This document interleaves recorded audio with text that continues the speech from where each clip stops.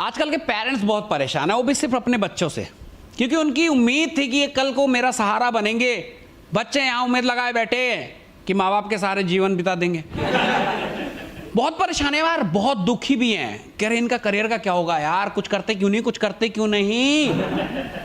और बच्चों से जाके पूछो वो क्या करना चाहते हैं, उनको खुद नहीं पता कि उनका गोल क्या है, तो क्या करेंगे। आधे से ज्यादा, आधा भी बहुत कम बोल रहा हूं, मतलब ये समझ लो कि 99% को नहीं पता कि उसे करना क्या है। अब जब आपको पता ही नहीं है कि करना क्या है तो करोगे क्या। सब गोललेस चल रहे हैं। और मैं भी जब अपने 12th वगैरह क्लियर कर ली ना, तो मेरे को बिजनेसमैन बनना था। मैंने एक सेमिनार में गया था, सिर्फ 20 साल का लड़का अपने पैसों से ऑडी, मर्सिडीज जैसे गाड़ियों के कलेक्शन और बंगलों खरीद चुका था। ये तरक्की सूर्यवंशम के हीरा ठाकुर से कई गुना ज्यादा थी, वो भी रियल लाइफ में, क्योंकि वहां सूर्यवंशम में हीरा ठाकुर ने एक बस से बसों का कारोबार शुरू कर दिया था, हॉस्पिटल बना दिया अपने बाप के नाम पे, और बीबी कलेक्टर बन गई थी। यहां देख रहे हो 20 साल की एज में सटासट प्रोग्रेस, ऐसा लग रहा है कि हर दिन वो पैसों की छापने की मशीन हो गई थी। तो भाई मैं बहुत इंस्पायर हुआ, मुझे लग रहा था कि सच्चाई है भाई, क्योंकि जिस तरीके से वो कोट ब्लेजर वगैरह पहन के घूम रहे थे ना, मजा आ रहा था। तो जब मैंने वो सेमिनार देखी, वहीं से मेरा पूरा मोड चेंज हो गया था, और मैंने कहा कॉलेज वॉलेज गया भाड़ में, अब अपने आप को बनाना है ना। तो मैं ऐसी लिंकअप में था, तो एक दोस्त ने फ़ोन करा मुझे, कहता है कि याद है तुझे सेमिनार में ले गया था। मैंने कहा हाँ हाँ। तो कहता है उसके बारे में क्या सोचा। मैंने कहा यार ठीक है, अच्छा था, क्योंकि मैंने दिखा रहा था कि ताकि, क्योंकि मेरे जेब में नोट नहीं थे, अब घर वालों से कैसे पैसे मांगूं। मैंने कहा एक बार कंफर्मेशन मिल जाए। मैंने कहा ठीक है, पर यार एक दो सेमिनार और देख लूँ ना तो थोड़ा कॉन्फिडेंस बूस्ट हो जाएगा। कहता ठीक है यार कोई नहीं, एक सेमिनार में लेके चलता हूँ, और सुन उस दिन शर्ट में मत आइयो, ब्लेजर वगैरह एकदम टाई वाई लगा के आई। मैं ठीक है आ जाएंगे भाई। तो कह रहा था, अब सच बताऊँ तो ब्लेजर वगैरह था नहीं, कभी पहना ही नहीं यार, जरूरत ही नहीं पड़ी। उसने कहा था ब्लैक ब्लेजर ब्लैक पैंट। मैंने कहा ठीक है, और फॉर्मल शूज़। मैंने फॉर्मल शूज़ पापा का पहन लिया, ब्लैक ब्लेजर मैंने किराए पे ले लिए। मैंने कहा चलो, घर से निकला, कुत्ते वगैरह भौंकने लगे, करा बहन जो पागल लग रहा तू, क्योंकि हम पे सूट भी नहीं कर रहा था वो। पर मैंने कहा कोई बात नहीं, अभी गरीब है इसलिए सूट नहीं कर रहा, अमीर बनने वाले बस जाना है सेमिनार में, वहां से पैसे इतना छापूंगा आते कार खरीद लेंगे। मैं सेमिनार में गया। पिछली बार एग्जाम्पल में वो 20 साल का लड़का था, इस बार उन्होंने 80 साल की बुढ़िया खड़ी कर दी, बिमला ताई। ओ भाई बिमला ताई बोल नहीं पा रही सही से, और इस तरीके से उसने बातें रखी ना, मैं हिल गया।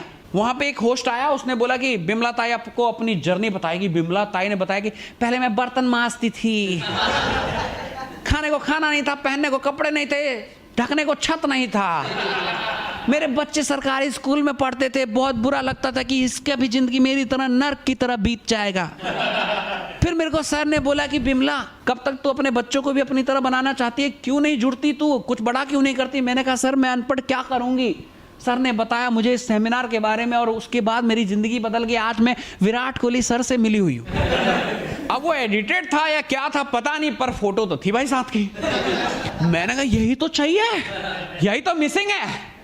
और भाई इतना इंस्पायर हुआ, मैंने कहा मैं तो करूंगा, किसी भी कीमत पे करूंगा, तू बस बता भाई दोस्त। तो उसने फॉर्म वॉर्म भरवा दिए, जेब में 200 रुपये थे किराए के, वो ले लिए। मैंने कहा बस मेरा सीट रिजर्व कर दे भाई।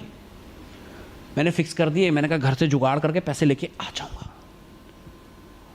तो वहां पे थे, हमने खुश हो गया और सपना देख रहे थे कि ऐसे ऐसे इतनी बड़ी बिल्डिंग में हम फ्लैट लेंगे। मैं और मेरा दोस्त दोनों ही आसमान से बातें कर रहे थे, क्योंकि हम जमीन पे नहीं थे।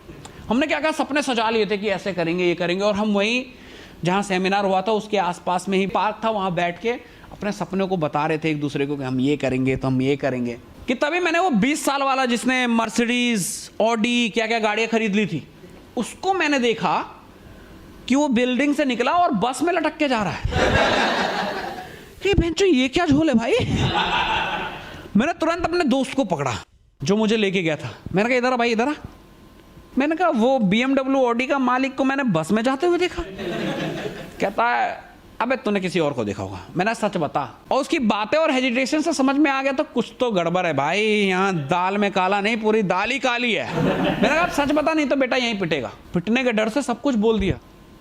कि भाई ये चैनचन है, लिंकअप है, मैंने पैसा डाला था, मैं खुद फंस गया हूँ, तुम दोनों को जोड़ूंगा तो मेरा पैसा वापस आएगा। मेरा भौसड़ी के अपने पैसे के लिए हमें क्यों फंसा रहा है? फिर तब जाके समझ में आएगी ये सब भाई चैनचन मार्केटिंग, ये सब झोल है। अगर कामयाब होना है तो अपने करियर और अपने गोल पे फोकस करना पड़ेगा। और वक्त लगता है, रातों रात BMW और मर्सिडीज कोई नहीं ले लेता, क्योंकि शॉर्टकट से सिर्फ आपका कट सकता है। वहां मेरे पैसे फंस सकते थे और ऐसे कई लोगों के फंसे हैं। तो आप लोग भी अगर ऐसे स्कीम आए तो पहले सोच समझ लेना कि क्या वो सच में सही है, क्योंकि इतनी जल्दी सक्सेस मिलती तो कोई भी गरीब फुटपाथ पे नहीं सोता। Thank you so much guys.